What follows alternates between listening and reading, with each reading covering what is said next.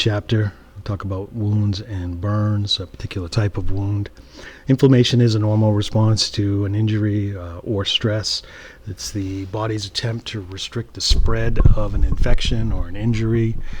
Blood vessels in the infected area are going to dilate, become more permeable. That's going to cause fluid to move into the damaged tissues. It will become inflamed, and it will show what we call the cardinal signs of inflammation: redness, swelling, warm, and painful. Small cuts would only affect the epidermis, and they would result in the epidermal cells along the margin to divide more rapidly and fill the gap, whereas a deeper cut that reaches the dermis or the subcutaneous layer is going to break blood vessels, resulting in a clot. That clot has got things in it like fibrin and blood cells and platelets. At the top of that clot, it will dry in the tissue fluid, dry fluid from the tissues, resulting in a scab, a temporary scab. Epithelial cells around it would reproduce, fill the wound. The fibroblasts would secrete collagen fibers, trying to bind the wound together, and growth factors would stimulate new tissue formation.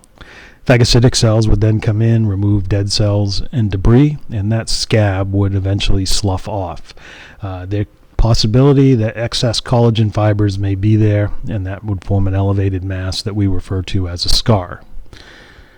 And that's put out here in image form. You start with a wound. The blood clot forms underneath the tissues. You don't see it, but the white blood cells come in very early.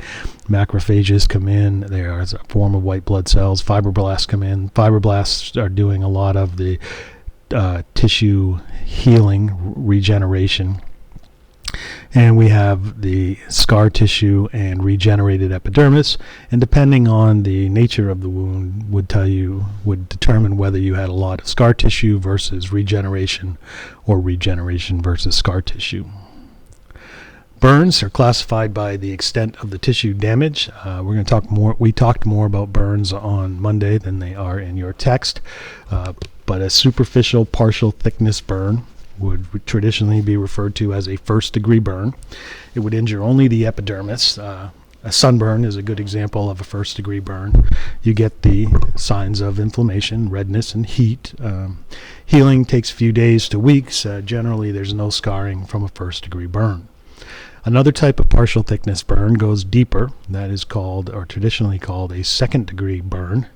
A second-degree burn destroys the epidermis, some of the dermis, and one of the key features of a second-degree burn, one way to recognize it, is that the dermis and epidermis in some places separate from one another. And that place where they separate fills with fluid, and that forms what we call a blister. Second-degree burns usually recover completely with little to no scarring. There are also stem cells in hair follicles and glands that can help regenerate skin in the case of a second-degree burn. That's not the case in a full thickness burn. A full thickness burn, or third-degree burn, destroys the epidermis, the dermis, and the accessory structures. That's going to take a lot of heat. Hot liquids can do this. There can be a little bit of healing on the margins, the edges of a third-degree burn, so the amount that's burned is important. But most often, third-degree burns are going to require a very intense healing process that will include skin grafting. We're getting better at artificial skins, at least temporarily, until we get the grafts in place. So there has been a lot of improvement over the years, but its third-degree burns are still very bad. Keeping in mind that when you're working in healthcare, you're going to want to be able to estimate the amount of a person that has been burned, and to help with that, they have devised the rule of nines, in which the body is divided up into 10 different regions that represent 9% of the total. The 1% is the perineum. So when you see someone with a burn on the front of their arm, that would represent about 4.5% of their body.